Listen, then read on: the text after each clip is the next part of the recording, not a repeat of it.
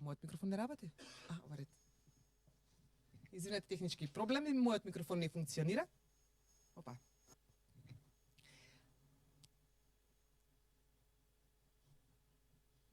Со огромно задоволство сега официјално сакам да ве поздравам на вториот Culture Talk, кој што е именуван како заштита и промоција на мајчиниот јазик низ литературата.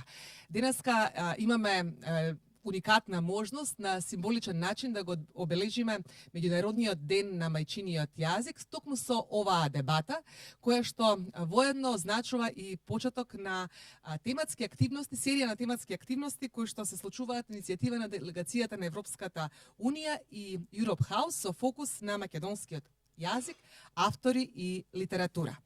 Делегацијата на Европската Унија и Europe House досега низа години обезбедуваат поддршка на нашиот мајчин јазик преку поддршка за издавање и превод на македонски романи од европски писатели, преку наградата за најдобар млад преведувач, превод од кој било официјален јазик на Европската Унија, на кој било јазик кој што се зборува во нашата земја, кој годинава ќе се доделува по јубилеен 10-ти пат, потоа преку поддршка на домашни литературни фестивали, бројни промоции на книги, читателски клуб на Europe House, потоа македонски лауреати на Европска награда за литература и така натака. И ако тоа треба да се сублимира, станува збор за 420 преведени и издадени наслови со помош на Креативна Европа на македонски јазик. А 2023 година е совршена се слави македонскиот јазик, затоа што имаме неколку значајни поводи и јас би сакала накусо да ги презентирам големите авторски имиња кои што годинава одбележуваат некакви јубилеи. Станува збор за јубилеите на Ацо Шопов, потоа Кочо Расин, повторно годишнина од заминувањето на Блажа Конески и секако годиштина од издавањето на За македонските работи на Крсте Петков Мисирков, како и роденденот на Институтот за македонски јазик. Делегацијата на Европската Унија и Europe House со радост ќе се приклучат кон одбележувањето на овие значајни датуми за македонскиот јазик, но и на ќе бидат дополнати со настани, меѓу кои што ќе се одвои простор за промоција на млади наши автори, а ќе се организираат интересни активности на социјалните медиуми и други изненадувања, но не би сакала сега сите докрај да ги откривам, за да имате можност и вие сами да се вклучите во нив и редовно да не следите.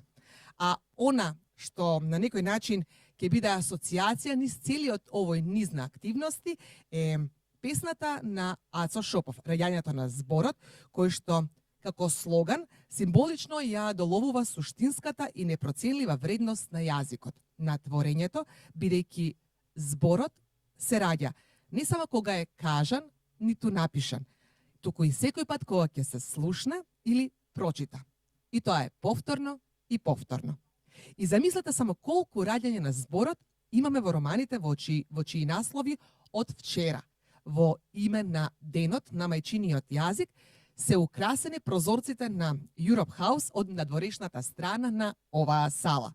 И ова се само досегашните наслови од преведените и издадените дела со помош на ЕУ програмата Креативна Европа, наслови и романи.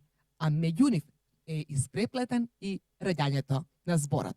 Почитувани дами и господа, денеска со оваа дебата повторно ќе споменам, ги најавуваме серијата на активности кои што ќе ни следат. И за успешен старт на оваа дебата денеска имам несекојдневна можност да бидам во друштво на луѓе кои чии што збор многу се вреднува, нели кога станува збор токму на оваа тема. Би сакала да ги представам неговата екселенција, господин Дейвид Гир, евроамбасадор во нашата земја, потоа министерката за култура Бисера Костадиновска Стојчевска, потоа професорката Весна Чепишевска Мојсова од катедрата за македонска литература, потоа Петар Андоновски, писател, меѓународно награден автор, добитник на наградата за европска литература во 2020 година, и Дејан Василевски, лектор од издавачката куќа Арс Ламина, кој што воедно и јазично ги уредува сите изданија кои што излегуваат од оваа издавачка куќа. Нашата денешна дискусија, амбасадоре, ќе отвориме токму со вас, затоа што ако зборуваме за мајчин јазик, ваш мајчин јазик е англискиот. Тој денеска стана лингва франка на некој начин во светот. Кажете ми, каков однос имате вие кон него? Дали имате некаква слабост кога зборувате на англиски или кога се трудите можеби да зборувате некој друг јазик кој што е разбирлив за луѓето каде што се наоѓате во моментот?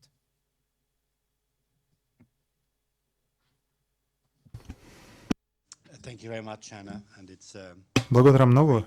Многу ми е драго што ви се приклучувам на оваа прослава на мајчиниот јазик.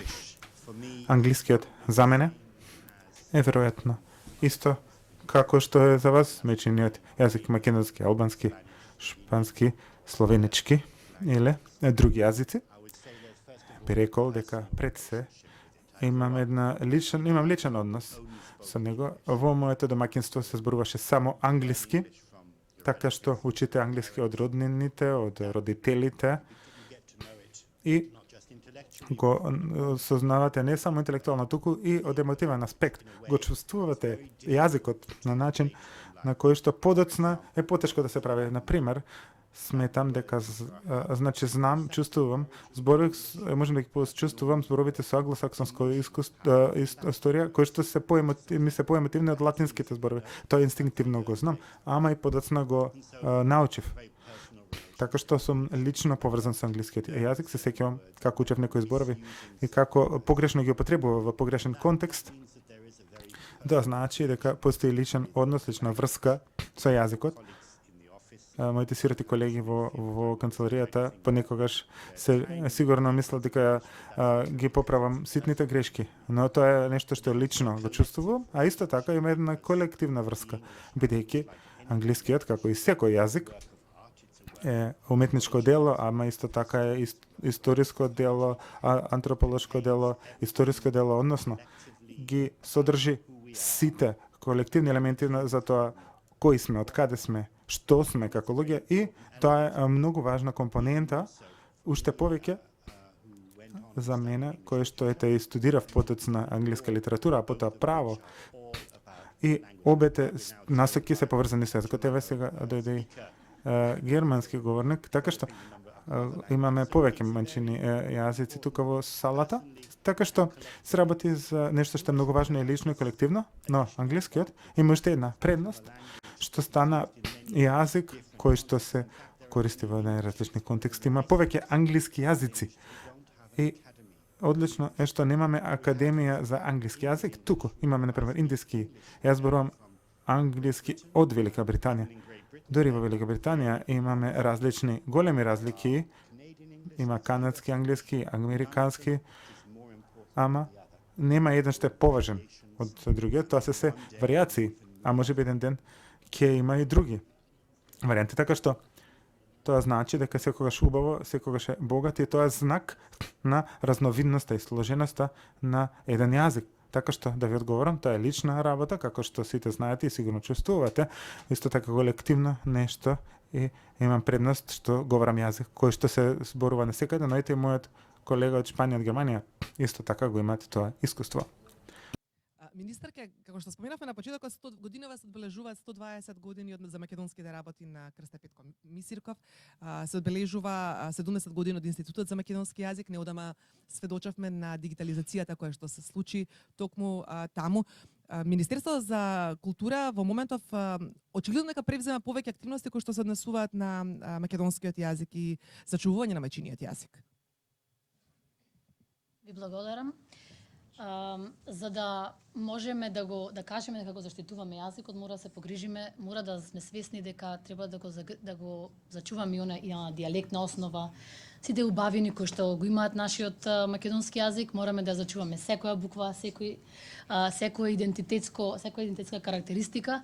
И токму тоа беше поедовната замисла во однос на дигитализацијата на картотеката на Институтот Крсте Мисирков. Јас сум особено горда што тој е еден процес кој што конечно се заокружи и можеме да кажеме дека со дигитализацијата на картотеката на Институтот за македонски јазик Крсте Мисирков навистина се направи еден голем исчекор во однос на зачувување на македонскиот јазик со сите своји особености, со сите своји карактеристики и како таков беше прогласен за културно наследство од особено значење. Министерството за култура, како и секоја друга година, преку конкурсот за годишно финансирање на проекти, така и оваа година не отстапи од своите принципи во однос на еден начин поттикнување на преведувачката работа, на издавачката дејност. Оваа година, за 2023 година, се предвидени повеќе од 500 наслови кои што ќе се издадат.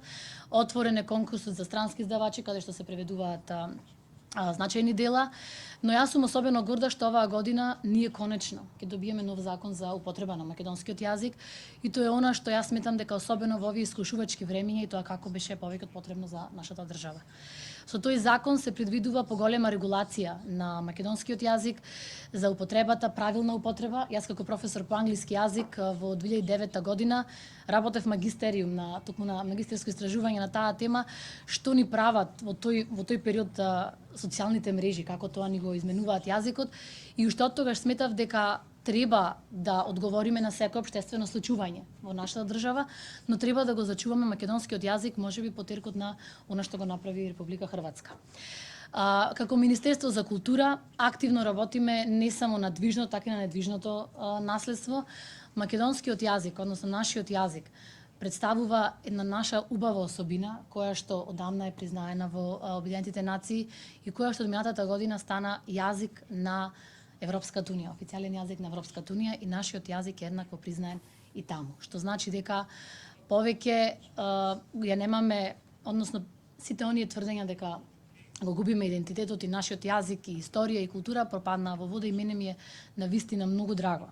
Како Министерство за култура исто така морам да напоменам дека покрај оние стандардни финансирачки активности кои што ги имаме секоја година, минатата година ни се случи еден конкурс кој што беше наречен Цртај на македонски јазик, каде што 8 или 9 корисници разубавија неколку јавни објекти со графити посветени строго на македонскиот јазик, на македонските творци. Мене беше особено драго дека на училиштето Куле Неделковски стои графит каде што цитира на мојата драга професорка Катица Ќулавкова, каде што навистина покажавме дека македонскиот јазик не треба да биде изучуван и не треба да биде негуван само преку издавачките дела, туку треба да биде негуван и треба да се стави јасно до знаење дека во секоја сфера треба да го негуваме и да го потребуваме нашиот стандарден литературен македонски јазик. Министерството за култура исто така преку програмата на културно-информативните центри во странство кои што ги имаме, морам да го напоменам културно-информативниот центар во Загреб, кој што има навистина особена активност во однос на зачувување и промовирање на македонскиот јазик надвор. Кога го отваравме мјатата година центарот во Загреб, јас имав средба со млади професори и студенти кои што го студираат македонскиот јазик на тамошните катедри. Ако не се лажам, оваа година славиме 15 години на катедрата во Риека. Она што го имаме како зацртано како цел беше, односно уште ни е, дека треба да продолжиме понатаму, дали преку оваа програма за странски издавачи, дали преку отварање на посебна програмска линија, да продолжиме да поттикнуваме преводи на македонски автори во странство, бидејќи само така можеме да си ја промовираме културата и историјата и јазикот и сите оние убавини кои што нашиот јазик ги носи. Оваа година е, како што кажавте и сами, година на Ацо Шопов, година на Кочо Рацин, година на Институтот за македонски јазик, но морам да напоменам дека оваа година поддржавме многу проекти на Институтот за старословенска литература, кој што е дел од културните рути на рутата за Свети Кирил и Методи. Мене ми е особено драго што мјатата година се финализира тоа наше учество на културните рути, бидејќи досега не бевме дел од културните рути за Свети Кирил и Методи. Тоа беше еден голем исчекор што го направивме како држава со финализирање, со вклучување на институции, што не значи дека тој број е финален, тие институции може да се зголемат, кои што ќе учествуваат во светско промовирање на нашата словенска писменост. Имаме оваа година исто така, поради недостатокот што го увидовме на недоволен број на проекти кои што беа аплицирани преку националните установи, преку програмата за други корисници, на недоволен број на застапеност на македонски драми. Во соработка со фестивалот Војначен Одрински со директорката Ана, објавивме еден конкурс заедно Министерството за култура и фестивалот за откупување на необјавен македонски текст.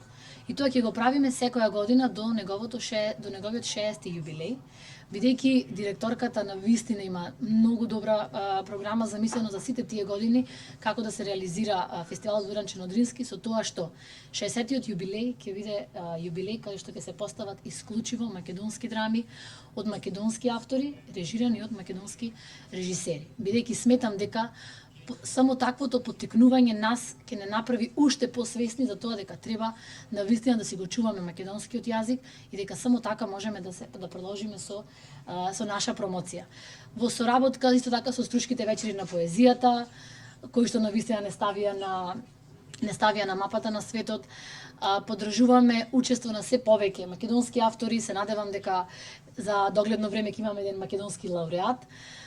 Со фестивалите, со манифестациите како Охридско лето, но и морам да кажам дека во соработка со преку иницијативите како Open Balkan, исто така поддржуваме секако вид на промоција на македонската култура, македонскиот јазик, македонскиот идентитет и се она што е наше, карактеристично и се она што и тоа како вреди да се представи понатаму. Имаме многу начини како да работиме, особено на поголема афирмација на македонскиот јазик, но Министерството за култура во тоа не е само и не треба да е само.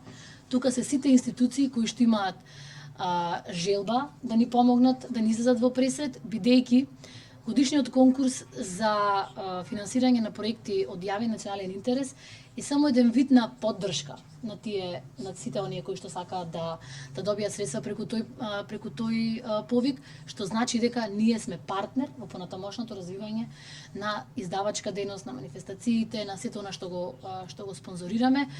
Затоа мене ми е драго кога имаме се поголем број особено во делот на издавачка литература, се поголем број на апликанти, се разбира дека секогаш има простор за уште повеќе, но како што кажав, со самото тоа што оваа држава прави исчекор во тоа дека поддржува квалитетни проекти, навистина мене ми е драго што можам да кажам дека е зголемен и бројот на проекти во однос на издавачката дејност, е зголемен бројот на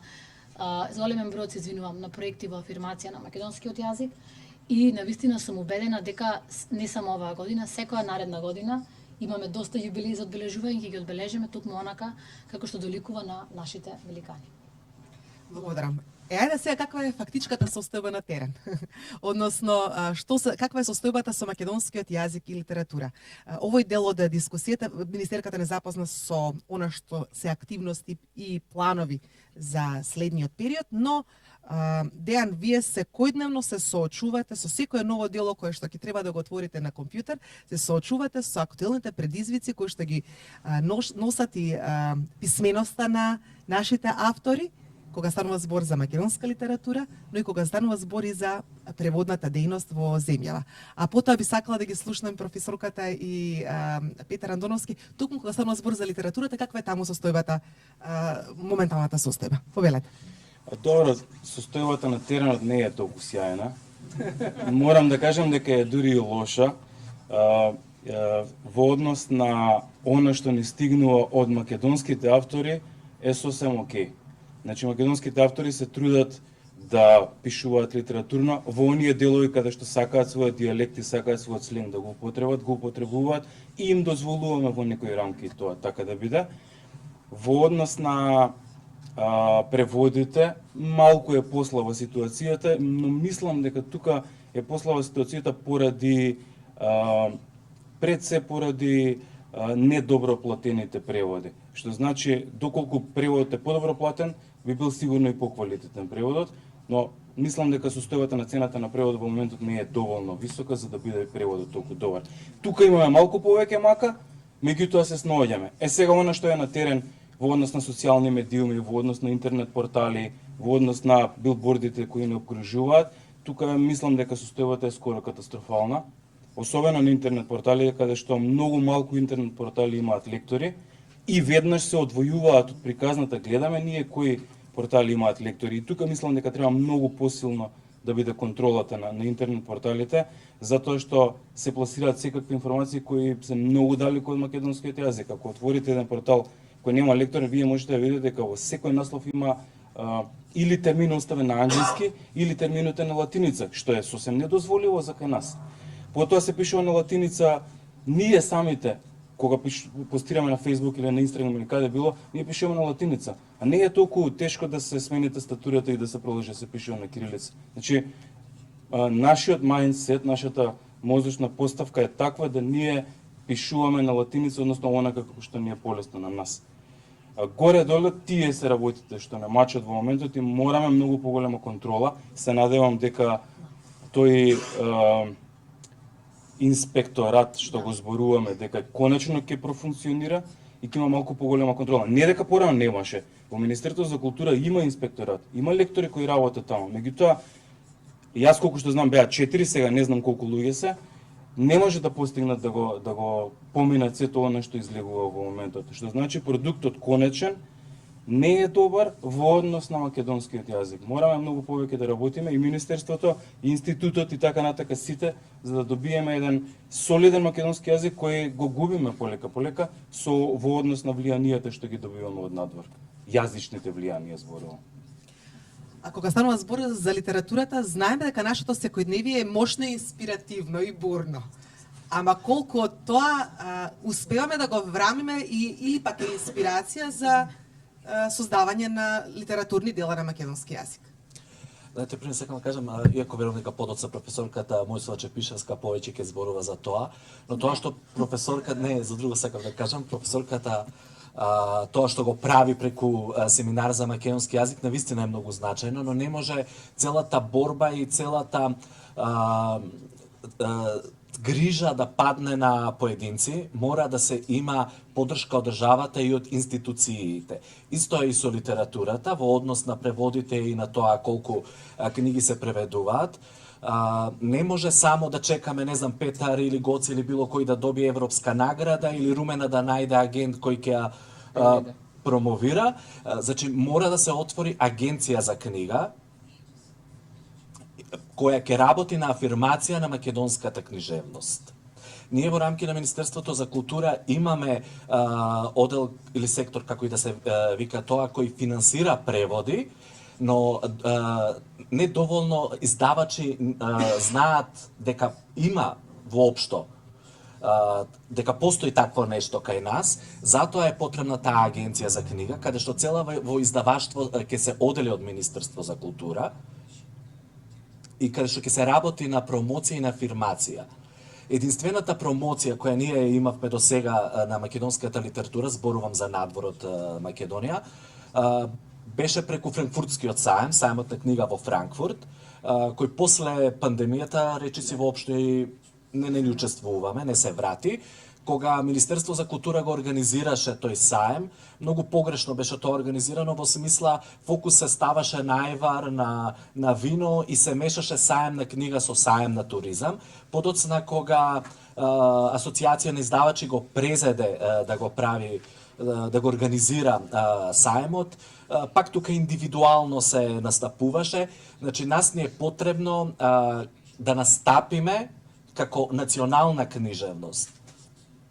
И со тоа да го привлечеме вниманието. Верувам дека подоцна и професорката ќе зборува повеќе и за лекторатите и за она што се случува. Мислам дека имам доста комуникација со луѓе кои го студирале македонскиот јазик во Хрватска, во Унгарија, во Словенија и сите се соочуваат со еден ист проблем, а тоа е откако ќе завршат со студии, тие нема што да работат со македонски јазик. Не може да имате 5 книжевни преведувачи, а во 5 години една книга се преведува во таа земја. Затоа ни е потребна што поголема промоција и афирмација на македонската книжевност. И затоа сметам дека треба да се отвори конечно таа агенција за книга. И сето тоа да иде преку агенцијата за книга. Многу работи чепнавме, ама какова е ситуацијата со студенти кои што сакаат да студираат литература? Имаме ли таму потенцијал за автори кои што ќе творат на македонски јазик? Враќам чекор назад од... Да, ама... мислам дека цело време зборуваме за сегашната и за воиднина, а забораваме како дојдовме до тој стандарден македонски јазик. Затоа што во принцип стандардизацијата ни се случи во средината на 20-тиот век. Тоа не значи дека до 20 век ние не зборувавме на мајчин јазик и не зборувавме на македонски.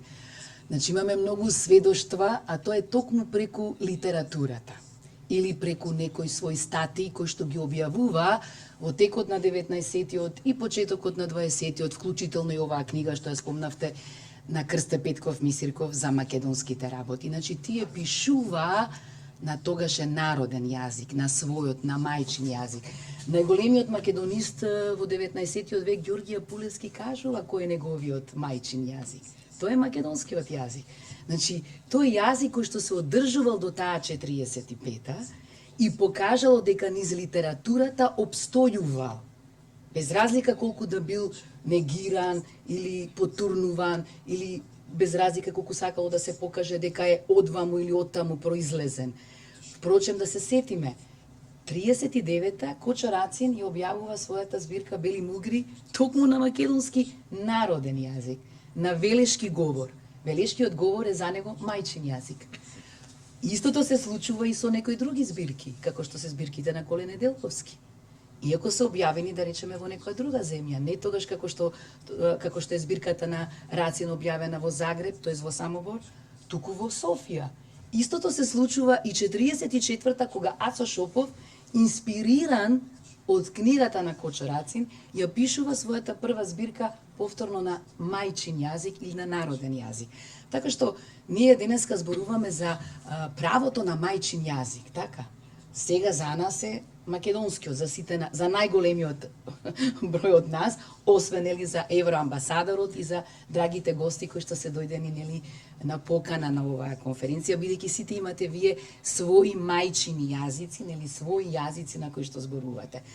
Така што зошто интересот не е можеби толку голем? Затоа што ние можеби доволно не направивме во овие 70, 80, 90 години, така, односно 70 и нешто, од кога е стандардизиран.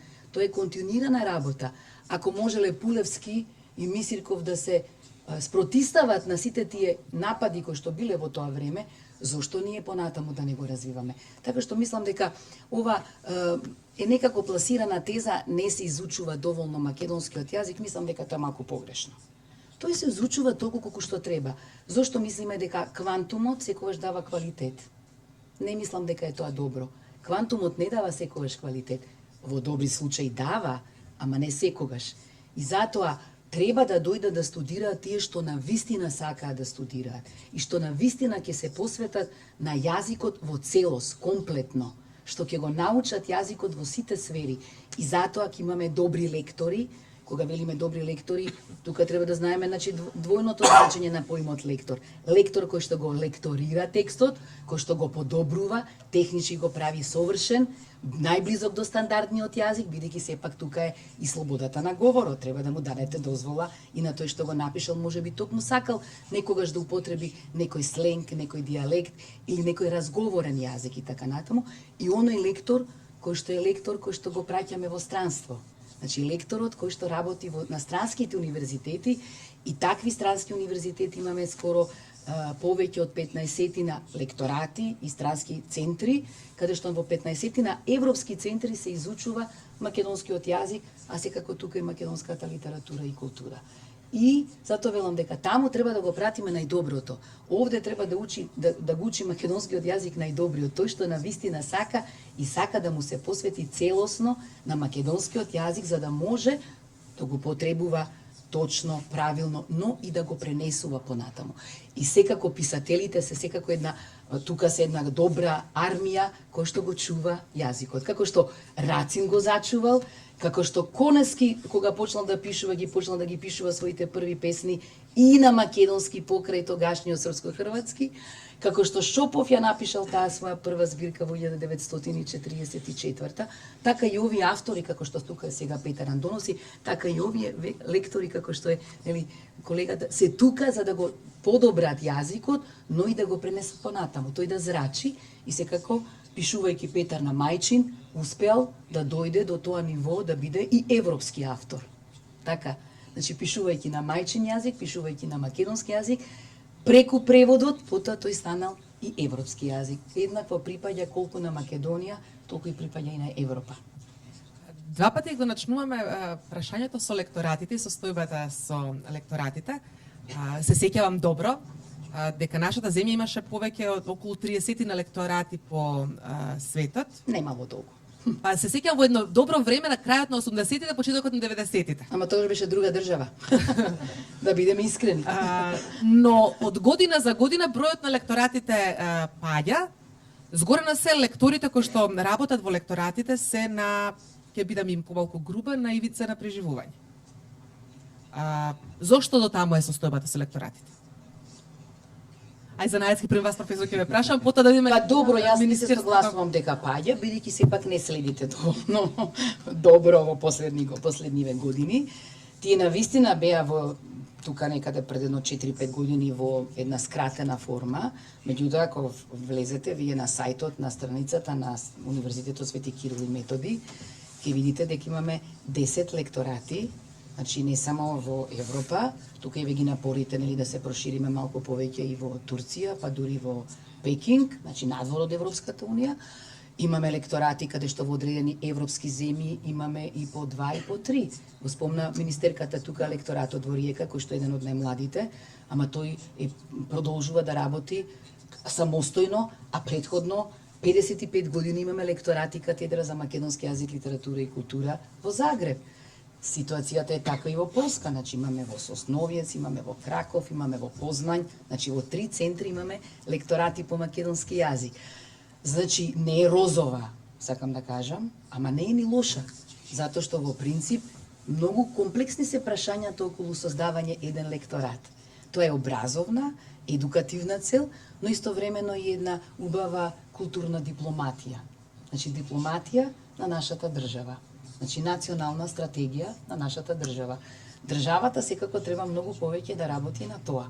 Така што сега 10 лекторати се, но уште 10 универзитетски центри, како што е центарот во Лондон, како што е центарот во Париз, како што е центарот во Краков, потоа во Брно, и така натаму, сега да не ги бројам, тие се универзитетски центри каде што се изучува македонскиот јазик, каде што има можност да се понуди македонскиот јазик. Секако работиме на тоа и да се отворат нови, но отворање на нов лекторат и не се работи преку ноќ, тоа е сепак една долготрајна, поголем процес, така еве, можеби министерката ќе дополни некои работи. Да, ако може. Мислам дека прашањето беше баш конкретно за лекторати. Например, во Загреб тоа е катедра за балканистика. Значи се изучува македонскиот јазик заедно со други јазици, што значи дека немаме класичен лекторат како што напоменавте вие. И јас имав една средба мејатата година со сегашниот министер за Европа, кој слажам на Чешка, кој што е поранешен ректор на Универзитетот во Брно, каде што токму разговаравме на оваа тема дека тој лекторат, како лекторат кој што постал таму згаснал заради тоа што одреден период не се запишувале одреден број на студенти кои што сакале да го студираат македонскиот јазик, што значи дека, како што кажавте вие, професорке, комплициране на вистина таа постапка во однос на организирање на такви лекторати како што сме имале, но тоа не значи дека студентските групи кои што ги споменавте, каде што македонскиот јазик заедно со друга група на јазици од Балканот се изучува, како например во Загреб е заедно македонски, сите јужнословенски јазици, да. Со тие студенти, да, јас баш тогаш се сретнав. Тие во одредени случаи нашата замисла е во иднина културно-информативните центри да имаат еден делегиран лектор од например од високообразовни институции кои што бија правеле токму таа дејност. Кога за денот на независноста јас имав можност исто така и чест да присуствувам на прославата во Прага, кога се сретнавме всушност и со министерот за Европа, во нашата амбасада јас се сретнав со неколку ентузијасти кои што навистина сакаат се по потекло од Република Македонија и сакаат да го изучуваат македонскиот јазик, што значи дека повторно имаме еден интерес дали за воспоставување на катедрата во Брно за повторно рестартирање или тоа да го прави културно-информативниот центар. Што значи дека таа улога на лектори по македонски јазик може да биде на неколку начини уредена. Дали преку културно-информативните центри тоа ќе го уредиме, дали преку повторно рестартирање на постоечките каде што сме имале, например. Во нашиот културно-информативен центар во Истанбул има часови по македонски јазик, меѓутоа сакаме тоа да се институционализира. Јас заборавив да напоменам, се извинувам претходно, дека на факултетот во Корча ние воспоставивме изучување на македонскиот јазик за тамошното население, бидејќи јас доаѓам од дисоцијата од педагошки факултет во Битола, имавме навистина големо побарување тие да студираат кај нас, студенти од Албанија, и сакавме да направиме еден реципроцитет. Имаме страшно добра соработка со трите факултети, педагошки Битола, Лирин и Корча. Таму започнавме оваа година, оваа академска година, со часови по македонски јазик. За наредна година македонскиот јазик да влезе како задолжителен предмет, особено за студентите на туризам. Особено за тој регион. Имавме навистина поддршка токму преку оваа иницијатива на Open Balkan, тоа да биде вметнато во нашите договори, да биде задолжително. Се согласувам дека онака како еден вид на мини дипломатски представништва е посложена таа процедура, но тоа не значи дека нас тоа треба да не одврати од таа идеја, ние да праќаме промотори на македонскиот јазик по нашите амбасади, по културно-информативните центри и на крајот да се потпреме и на она што ние го имаме таму како потенцијал. Дали тоа се наши културни работници, дали тоа наши студенти кои што заминале таму да студираат и да работат, можеме и тоа како има големо расположение од нив да ги искористиме во таков еден вид на ангажман. Бидејќи знам дека порано се јавиле некои технички проблеми во однос на кога професори заминуваат да предаваат, се обидуваме да го надминеме тој проблем. Во блиска иднина, можеби тоа ќе значи едно претрпување на одредени закони, да, кои што ќе треба да се променат, но имаме можност за тоа да го направиме, бидејќи имаме навистина побарување. Еве конкретно јас знам за во Прага и со министерот разговаравме во некој тогаш беше екот на локални избори кај нив, дека треба повторно се сретнеме и со раководството на универзитетот во Брно. Тој е еден страшно добар универзитет, каде што би можеле со една наша промоција, помош од ми дали Министерство за култура, Министерство за образование, повторно таа студиска група да ја рестартираме. И тоа е повторно на тема промоција на македонскиот јазик надвор од границите, ама јас да се вратам на состојбата во нашата средина. Дејан, како да се заробивме во основната граматика, она од основно па од основно училиште. И сите текстови споминавте вие претходно, кои што ги читаме по социјалните мрежи, по интернет порталите, па дури официјалните текстови кои што се во медиумите не поминуваат низ лекторска дланка или лекторско око, и очигледно дека можеби и може да зборуваме за некаква елементарна писменост која што сме ја забошотиле. Па, видете, елементарната писменост ние ја забошотуваме уште од почнувањето на емотиконите. Пишуваме со емотикони, пишуваме со скратеници. Не ги разбираме ние скратениците, нели преземаме од она што е актуелно во светот и ние го пишуваме на тој начин. И веднаш го уништуваме нашиот јазик со тоа. Ние кога ќе стигне текстот до нас лекторски, ние тие скратеници не ги дозволуваме и го развлекуваме текстот и потоа имаме конфронтација, конфликт со авторот на тоа, затоа што тој во својата глава го замислил како таков за да биде близок до неговата популација, за она што го чита. А од друга страна, ајде да речеме белетристиката трпи такви развлекување на текстот, затоа што сепак се чита, не е толку страшно, не е говор, не е нешто на брзина да се исконсумира. И мислам дека во однос на тоа е првиот проблем. Вториот проблем што мене лично ми пречи е тоа што имаше многу голема конфронтација помеѓу стариот правопис и новиот правопис. Ние сакаме со новиот правопис да направиме нешто, го ставивме на интернет и тоа е супер, секој може да стигне до него и да го прочита и да види што. Меѓутоа, постарите лектори останаа на маргините затоа што не се навикнати на новиот правопис, што не се согласуваат со некои правила во новиот правопис и се укажува на тоа, но сега за сега ништо не се случува. А од друга страна, новите лектори се влезени во приказната на новиот правопис и се држат стриктно до него. И тука имаме еден проблем на старите и новите лектори кој како работи. Сега јас не се чувствувам толку стар за да бидам стар лектор, меѓутоа 20 години и повеќе работа може. Да, добар збор е тоа. И во однос на тоа имаме повторно конфликт, што значи тргнуваме од различни постановки кој и како работи и што ќе излезе на крајот финалниот продукт. Не се согласуваме секој што се, некојаш ќе премолчиме и помине работата. Мислам, ние имаме една Европска унија во кој едните ја пишуваат со голема буква У, другите со мала буква У. Во едниот правопис со голема, во другиот правопис со мала буква. Значи, веќе тука на почетокот имаме проблем, како да толкуваме одредени термини. Така што мислам дека мора сериозно да се седне и одново да се прераспределат сите работи и веќе да најдеме нешто, да ги сјатиме двете работи во една и да продолжиме понатаму. И верувам дека ни треба нов трет правопис кој ќе ги уедначи сите тие работи. Од друга страна, знам дека и професорката ќе додаде, од друга страна имаме еден толковен речник на македонскиот јазик кој се уште го викаме новиот, а помина 20 години. Че ние не смееме да се дозволиме да не издаваме нов речник на секои 10 години. Дури и 10 години е премалку. Имаме нови зборови кои треба да ги вметнеме. Меѓутоа не ги вметнуваме. А јас како лектор не можам да се повикам ако ги нема во речникот. Можам да ги дозволам, но не во секоја ситуација. Што значи ние мораме поактивно Институтот за македонски јазик, Филолошкиот факултет до некаде, Министерство за образование да работиме, Министерство за култура да работиме на печатење на нови реченици. За да бидеме актуелни во состојбата. Ние имаме огромна дупка помеѓу стандардниот македонски јазик и литературниот македонски јазик. Што стандардниот македонски јазик треба да влезе во речниците за да стане литературен. Ние ова сега го немаме. Ние имаме огромна дупка, огромен јас помеѓу тие два јазика.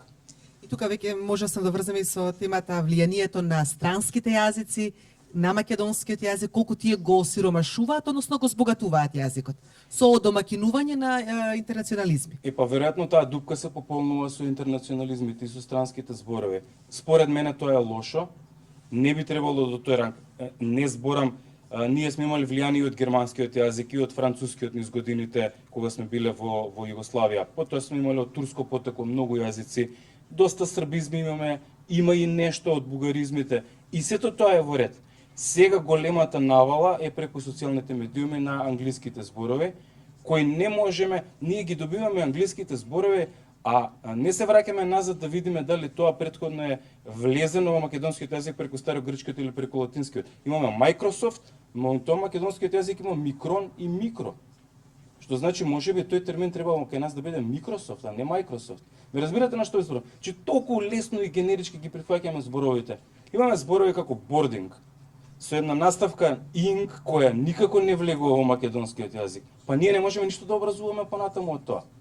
И тие некои работи кои многу лесно ги преземаме и многу лесно влегуваат во јазикот, потоа многу тешко се искоренуваат.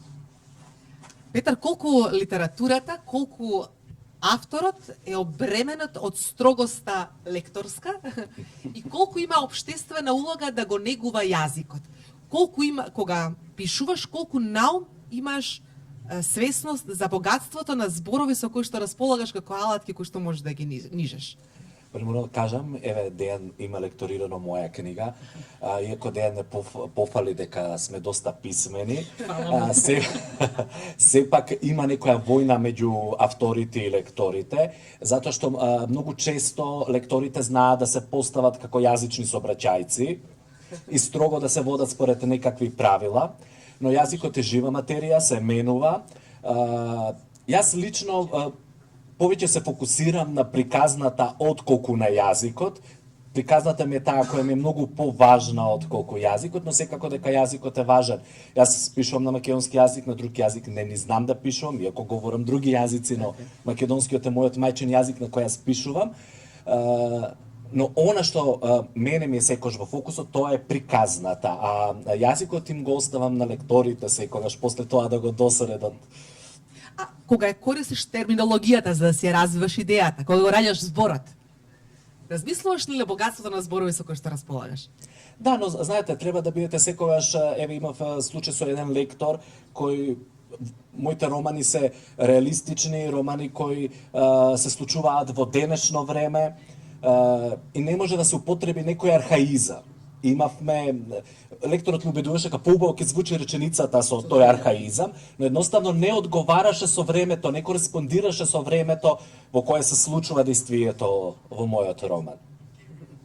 Добро, значи сепак се остава се на оне активен јазик за сметка на пасивниот кој што нели ни спие некаде во главите. Знаете како, на времето јас имам работено и со постари писатели.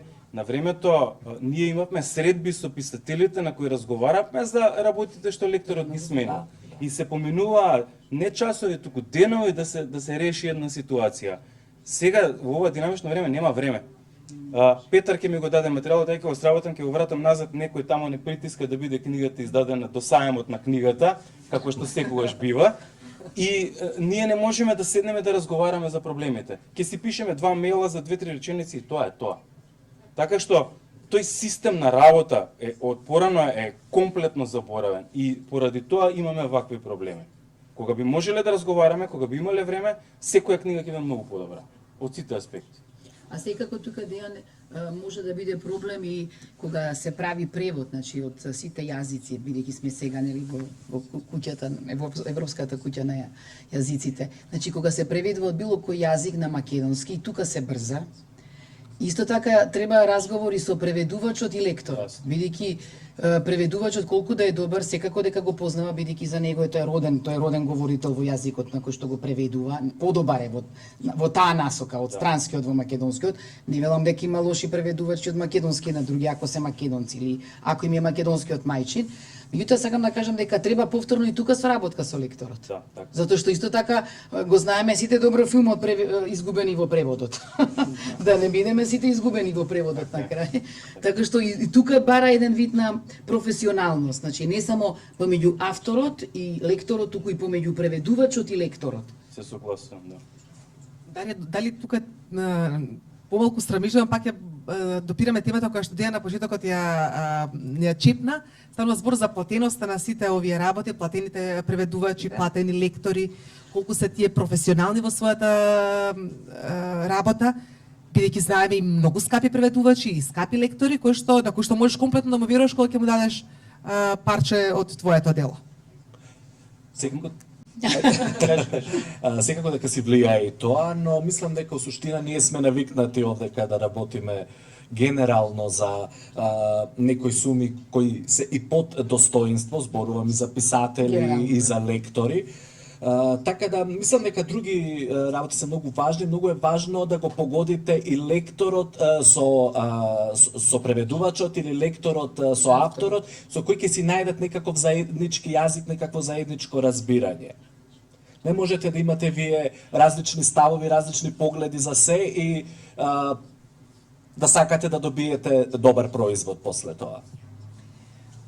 Благодарам многу, Питер, за одговорот. Почитувани, јас би сакала да ве поканам доколку имате прашање или пак сакате да споделите со нас ваш став, да ни се приклучите, затоа што на некој начин овие Culture Talk се токму замислени како размена на идеи, ставови и мислења на темите кои што си ги имаме дадено како тема за дискусија, така што мајчиниот јазик мислам дека е интересна тема која што буди интерес не само во рамки на оваа дискусија, туку многу и пошироко. Слободно може да кренете рака, колегата ќе ви го подаде микрофонот, доколку повелате.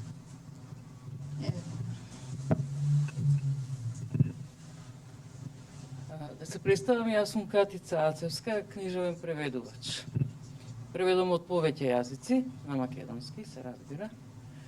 Не слушнав некој да споме, сега цело време се зборува лектор, преведувач, лектор, издавач и така натаму.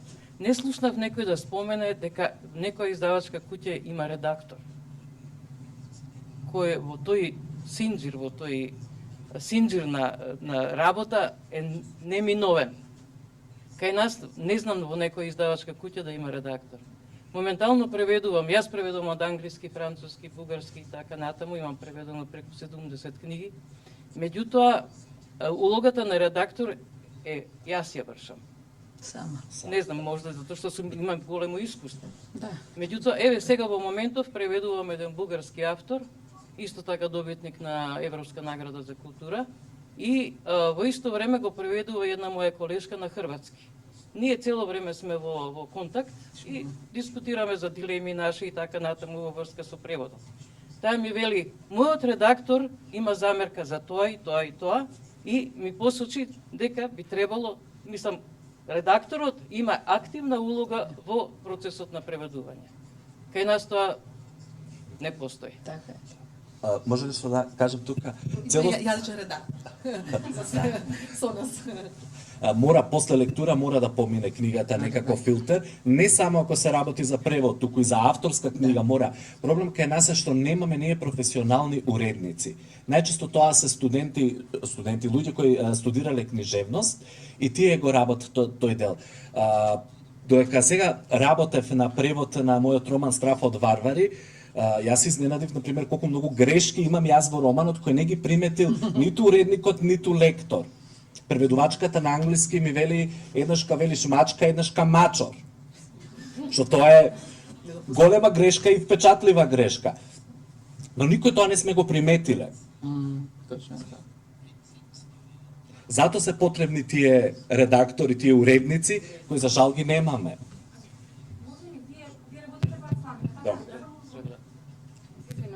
Може ли вие да ни кажете еве од искуство на терен, што работат уредниците во една издавачка куќа? Дали може би тие влегуваат во некоја делумна улога на редактори или тоа е нешто измеѓу? Бркат рокови. Прашањето е супер. Вака, во процесот на издавање на една книга во издавачка куќа, редакторот веќе не постои и тоа го работат сите. Што значи уредникот презема дел од редакцијската улога и лекторот презема дел од редакцијската улога. И ние најчесто, барем во нашата издавачка куќа, се договараме кој што ќе сработи. Јас не само што работам како лектор, работам и како редактор во наводници на она што ќе го сработат лекторите. Значи со оние надворешни лектори кои работиме, јас ги зимам нивните работи и потоа ги пеглам за да биде стилот на Арс Ламена, на оно што ние сме го поставиле да биде јазичен стил на не само на јазикот, туку и на уредувањето и на политиката на издавачката куќа. Така што сите помалку ја преземаме таа улога за да биде и секогаш си помагаме еден на друг, барем во нашата издавачка куќа. Ако некој нешто утне, нешто не видел како што треба, комуницираме да видиме дали е тоа така или нешто поинако. Така што ние работиме 20 до 30 луѓе на една книга и се правиме ние. Не можеме да отвориме нов како се вика, ново работно место за да го работи тоа што треба да го работи. Мислам, такви се сега времињата да не може повеќе од тоа. Да, но и голем дел од уредниците имаат тој проблем што имаат премногу книги, а има издавачки куќи, најголем дел од издавачките куќи не може да си дозволат повеќе од еден уредник. Имаме случаеви со издавачки куќи, на пример како што е Или, кои нели се прославија со тоа што објавуваат квалитетни млади македонски автори, кои се и уредници, и книжари, самата канцеларија име во книжарницата. Не може да си овозможат за поголеми услови. И затоа може би погледам од нашите книжарници изгледат и како кафе книжарници, за да можат да имаат некој економски бенефит за да може да се одржат во бизнисот. Колега, повелете се прашањето. Поздрав до сите учесници на дебатава. Да се представам, јас сум Тони Димков, работам во печатен медиум. Ова го потенцирам затоа што значи дека работам со лектор. Во смисла на темата. Денеска ми отворивте една дилема околу тоа, мислам на лекторот, околу дилемата стандарден и литературен јазик. Дали може да ни појасните какви се разликите помеѓу овие два јазици што ги спомнавте по форма? И втора работа, дали би имале некаква препорака, спомнавте дека многу во македонските медиуми се користат англицизми. Често, да речеме, во моите текстови се случува кога пишувам, например, за некоја млада македонска рок група, самите тие да имаат смислено назив на групата, што едноставно ниту е можно да се преведе, ниту е можно да се транскрибира, когаш е тешко дури и да се изговори. Така што, каков совет имате во таа насока, а знаеме дека, да речеме, Законот за македонски јазик не дозволува употреба на латинично писмо. Јас сум работел во музичко списание и било едно од најтешките работи. Да, така. Така што во однос на бендот, можеби и не е кога ние пишуваме Дейвид Бови на латиница или во оригинал. Некои работи кои лесно поминуваат, за бендот некако ќе се најде. Некаде ќе мора да пуштиме да ги пишува, да се пишува во оригинал или на латиница, некаде каде што можеме да си го дозволиме тоа, ќе ги направиме на кирилица во консултација со нив, затоа што може има бендове кои немаат име, односно се од символи создадени. И тоа треба некако да се пренесе за да може да биде читливо, нели? Така што најбитната работа е во консултација со бендот или со тој кој е артист да се издействува нешто да се направи на кирилица да се напише. А во однос на стандардниот и литературниот јазик, како сега професорката, можем јас на кратко. Па на кратко кажете, немам брз. Стандардниот јазик е тоа што се зборува во моментот. Да. Тоа е стандарден јазик. Она што е во речниците е литературен јазик. Стандардниот јазик со истражување на теренот треба да влезе во речниците. Значи треба Институтот за македонски јазик и луѓето што работат во него да го запишат тој збор и да го толкуваат тој збор, што значи. Тогаш тој збор може да се употребува, што значи е официјално признаен од Институтот за македонски јазик. До сега последниот речник е од толковниот речник од 6-тиот том, Ш, како и да е, издаден 2006 година. Ние од тогаш до сега немаме речник. Што значи немаме литературен јазик. Стандардниот е се уште стандарден, а литературниот е нешто го употребуваме пред 20 години. Тоа е разликата меѓу двата. Мора стандардниот на неколку години да го префрламе и да биде литературен јазик. Тоа е она. По кој работат лекторите? Нели, лекторите работат по литературен јазик. Повелете? Да се представам, јас сум Ана Јовковска, новинарка, авторка и научен истражувач во Институтот за македонска литература. Имам една дилема, прашањето ќе го упатам до сите говорници кои се чувствува комотен би можел да ми го одговори. Неодамна бев консултирана од колешка која што беше ангажирана како експертка на проект на UNFPA за преведување, односно формирање кај нас на поимник за родово базирано насилство, конкретно во дигиталната сфера, за телесна автономија, теми кои што полека влегуваат и на наша врата, за кои, да речеме, ние така наречените експертки за родови прашања, мислам дека и доцнеме со одредени европски трендови.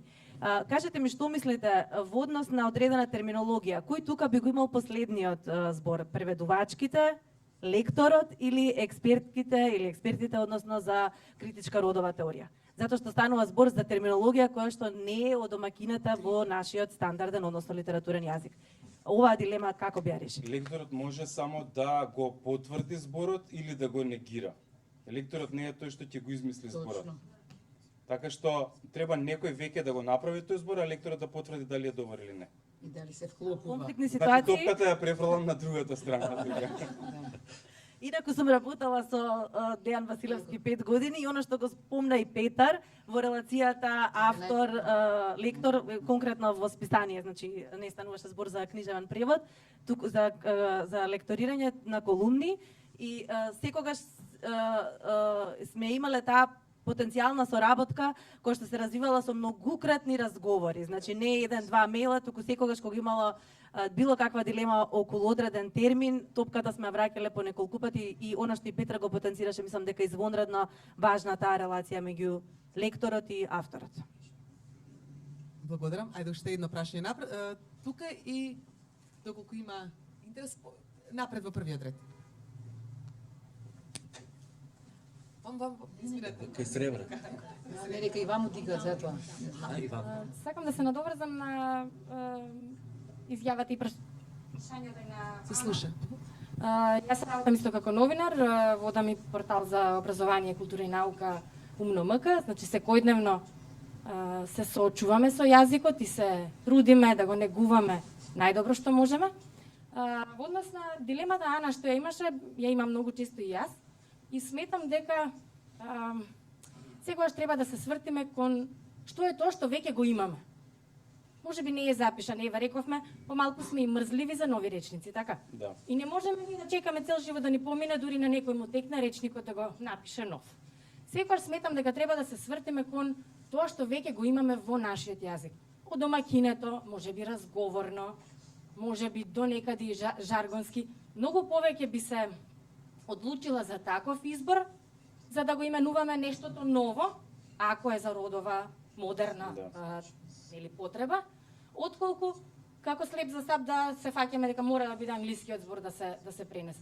Малку се забораваме да бидеме и креативни во јазикот. Јазикот тоа ни го дава како слобода. Да. Имаме ние преубави стари зборови кои што сметаме дека не се наши или дека се архаични или дека се не знам, а во суштина можеме слободно да ги користиме. Малку и не си го познаваме јазикот според мене. Мислам дека тука многу ни лежи главниот проблем. Не е само во литература, не е само во јавен простор, медиум. И овде сакам да го спомнам делот, сега немаме овде представници од сектор образование, меѓутоа, Како новинар кој што еве 20 години ја следам оваа област, сметам дека исклучително многу малку внимаваме каков јазик негуваме во образованието. Тргнувајќи од основното образование, односно каков кадар ги учи нашите деца на македонскиот литературен јазик. Секој од нас овде, кога и да го прашате, или кој е родител, или има некој дете во окружување, кога ќе ги погледнете тетрадките од своите деца, гарантирам дека ќе најде основни јазички грешки кои што неговите учителки и учители требало да ги коригираат. Ние не си го познаваме нашиот јазик. Се согласувам со тоа, да. Има потреба од така на некој начин да си коментар, да си кажем. Тоа е веќе друга приказна. Системска е работава. Од тие деца утре ќе настанат писатели. Така, нели не е тоа. Јас сакам да пишам, Зато имаме лектори.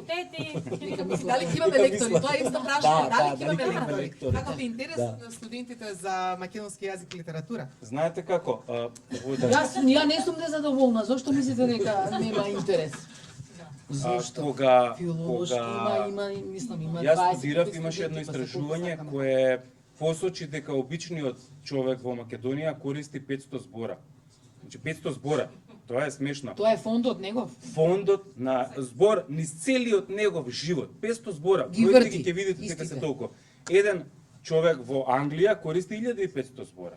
Што значи разликата е, гледате колку е голема. Не зборам за богатството на човекот, него за сиромашноста на неговата едукација. Тоа е проблемот. Уште едно прашање имавме од другата страна. Иван, добро, уште две прашања и тука завршуваме со прашањата. Многу ми е мило бидејќи вака се разбуди интерес токму на темата. Just to say hello to everybody. Само да кажем, сакам поздравам сите. Јас сум мојата професија е библиотекарство и социологија. Тихана Бокач од Хрватска амбасада. Јас работам како главен библиотекар во Министерството за надворешни работи во Загреб и студирав на филозофскиот факултет. Имам многу пријатели од катедрата на јужнословенски јазици. И сега кажам дека спомнам за Словачка, каде што исто така работев. Тама има катедра за хрватски јазик, тоест во универзитетот во Братислава, како дел од катедра за јужнословенски јазици. Сега се благодарам што имав можноста пред 11 години. Господин Марковски, кој беше амбасадор во тоа време во Загреб, тој ја посети дипломатската академија и јас бев дел од еден поголем процес, проект за преведување на дипломатската терминологија и литература во Хрватска. И тој ми возможи да работам македонски преведувачи, за да можат тие документи бидат преведени на македонски јазик. И наистина беше чест што бев дел од тој процес. Благодарам. Во првиот ред. Не, дече. Аха. Окей. Се слушам? Добро. Јас сум студент, но на електротехнички факултет немам поврзано стручно со литература и македонскиот јазик, но македонскиот јазик од секогаш бил особен, како што рече амбасадорот, особен љубов имаме спрема мајчиниот јазик, уште од мал сум склони кон литературно изразување, но она што го приметувам кај својата генерација особено е дека ние сега група зборот наствараме аверзија спрема својот јазик, но има и уште еден проблем. Точно дека денешната дебата е на тема зошто промоцијата на мајчиниот заштита и промоција на мајчиниот јазик преку литературата, но мајчиниот јазик ние го користиме и сега говорно, го користиме и на социјални мрежи, како што рековте, преку аудио и визуелни содржини. Мислам го користевме, а во последните години се помалку и помалку содржини имаме на македонски јазик. И ние бараме другите да ни го почитуваат јазикот, другите да ни го заштитат јазикот, да ни го признаат јазикот, а ние на домашно ниво не го заштитуваме доволно. Моето прашање до вас е дали министерствата, дали катедрата за македонски јазик, авторите, лекторите, сите кои што се директно вклучени, работат само на промоција на македонскиот јазик надвор од границите на Македонија, или има и некоја национална стратегија за поттикнување на млади читатели? Бидејќи јас, пример, ако планирам да издадам книга никогаш во својот живот, јас не очекувам дека во Македонија ќе има доволно голема публика која што ќе биде заинтересирана да ја чита таа книга. Бидејќи ние не создаваме млади луѓе кои што се читатели, ние создаваме млади луѓе кои што ги учиме уште од мајка да избегаат да научат англиски. И уште еден момент има. Ова го имам приметено бидејќи јас имам помали брат и сестра кои што првива научија да говорат англиски, а потоа научија македонски. Кај мене беше обратната ситуација, мислам како што треба да биде, поради тоа што кога јас раснев, јас имам само 20 години, но сепак многу работи се имаат сменато од кога јас бев на нивна возраст. Кога јас раснев, моите ми купуваа CD-а со филмови, CD не е македонски збор. Компакт не е поред со филмови кои што се синхронизирани на македонски јазик. Не ми дозволуваа да гледам содржина на српско-хрватски, не ми дозволуваа содржина на бугарски, иако моите другари гледаа, бидејќи ставот на моите родители е дека кога немаат доволно голема содржина да им понудат на брат ми и на сестра ми на македонски, the next best thing англискиот, бидејќи ниту бугарскиот, ниту српскиот нема да им се потребни како англискиот. Благодарам многу за овие значајни точки кои што ги доправте. Дали нашите млади луѓе имаат аверзија кон мајчиниот јазик? Дали ако имаме европски проблесоци во литература, таа литература стигнува до овие млади луѓе? Ама тоа ако имаат младите аверзија, тоа родителите им ја направиле. Не се создава тоа само. Значи тоа е врзан систем. Значи бидејќи ако тие чувствуваат аверзија, некој им кажал дека ништо нема да постигне со познавањето на мајчиниот јазик и македонскиот јазик. Значи ние прво треба ние да се превоспитаме, односно преиспитаме што тоа ние пласиравме. Се согласувате? Еве бидејќи сега имаме представници од младите. Јас никогаш така, тој вели јас се уште моите деца ги воспитувам само исклучително на македонски. Значи читам книги на македонски, читаме книги за деца на македонски. Не значи дека не читаме на англиски или не гледаме, ама првенствено заспивањето е со заспивање на македонски. Ако сакаме да го зачуваме, ако ние се смениме, ќе се сменат и децата. Ако ние велиме, не ти треба македонски, што ќе ти е? Англиски ти треба за во светот. Да, окей, англиски ми треба, ама ми треба и македонски. Така? Така, но секам што нешто кажам, моја генерација, например, имаше аверзија кон македонската литература. Затоа што претежно македонската, особено прозата, е изградена на тој така наречен некој историски наратив, од кој мојата генерација толку многу се ежеше од самата помисла.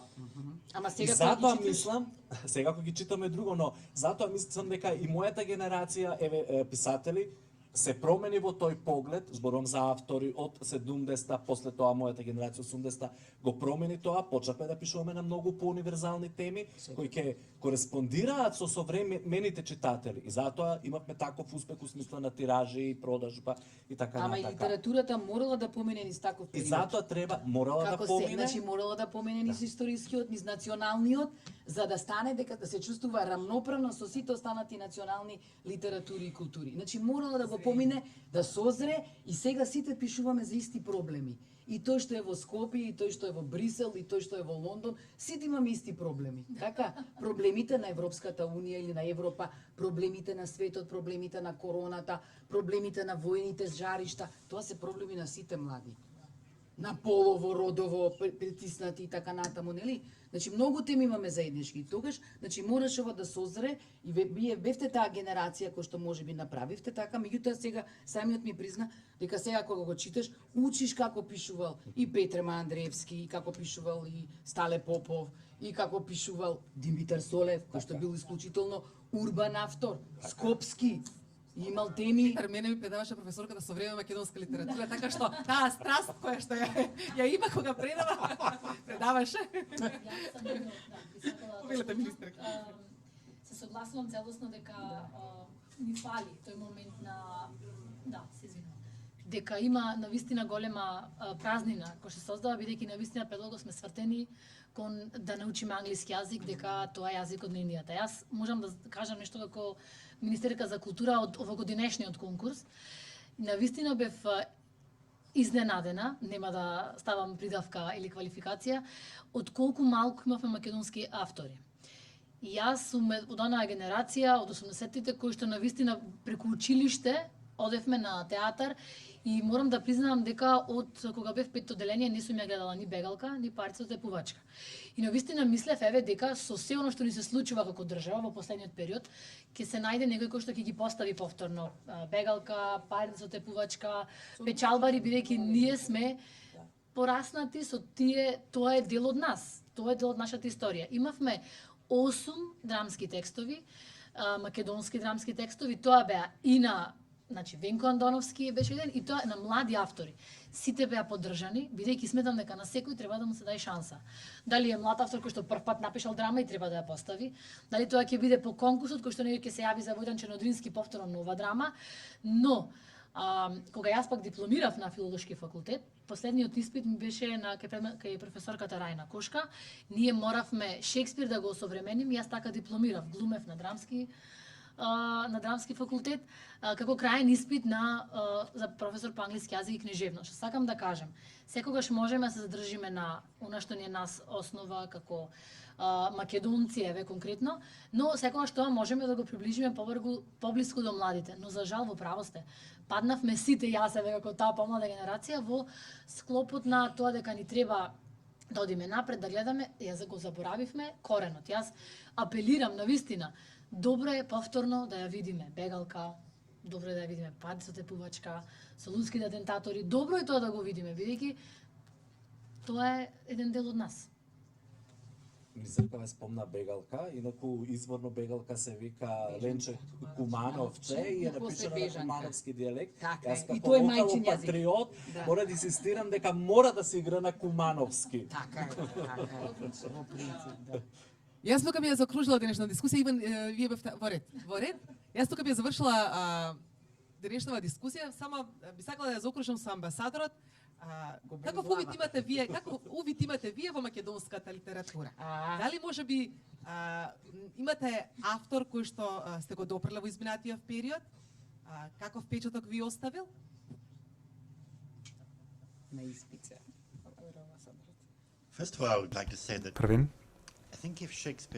Ако Шекспир дојдеше во Северна Македонија, ќе ги прочиташе сите и Кочорачин, сите ќе ги имаше прочитано, ќе беше многу умен студент, ќе ги прочиташе и Горан Стефановски, ќе ги прочиташе и твоите дела, и потоа ќе се качеше на автобус и ќе слушаше. Или потоа во Команова ќе седнеше во автобус и во Битола. Само да слушне богатството на јазикот, оно што го зборуваат и на улица луѓето. Бидејќи тоа е едно од богатствата, големите богатства на секоја култура. Точно е дека ми е работа да знам нешто за литературата тука, но не е само тоа, и задоволство ме. Моите колеги се грижат да зборуваме за овие прашања многу време и можам да кажам една работа. Имате многу да понудите на Европската Унија, така што ваквите настани се според мене фасцинантни. Последниве 20 минути ме беа навистина интересни, ми ги отвори очите за многу прашања, ви благодарам за тоа. Несто така можам да кажам дека треба да сте сигурни дека ова култура, ова литература има што да каже не само во самата земја, тука од моје гледиште и во Европската Унија. Тоа нека биде завршната нота со надеж за која што треба да сме свесни дека перспективите на мајчиниот јазик, на македонскиот јазик се големи ако се заложиме доволно, првенствено со негова соодветна употреба, не само во пишана форма, туку јас би се надоврзала токму и на аспектот на говорната форма на нашиот јазик, затоа што постојат норми кои што ги подразбира нашиот говорен јазик. Така што се надам дека вие ќе продолжите секој со еднаква страст и ентузијазам да го давате вашиот придонес во развивањето на македонскиот јазик. Сите ние ќе ги следиме вашите постапки. Почитувани, благодарам многу за вашето присуство и учеството во Culture Talks. Доколку сакате повторно да одгледате снимката, ќе можете на Facebook профилот на Europe House. Ви благодарам многу.